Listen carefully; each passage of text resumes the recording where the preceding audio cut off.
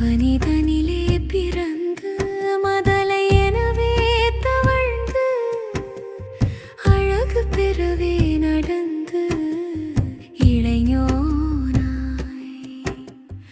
அருமழலையே மிகுந்து குதல்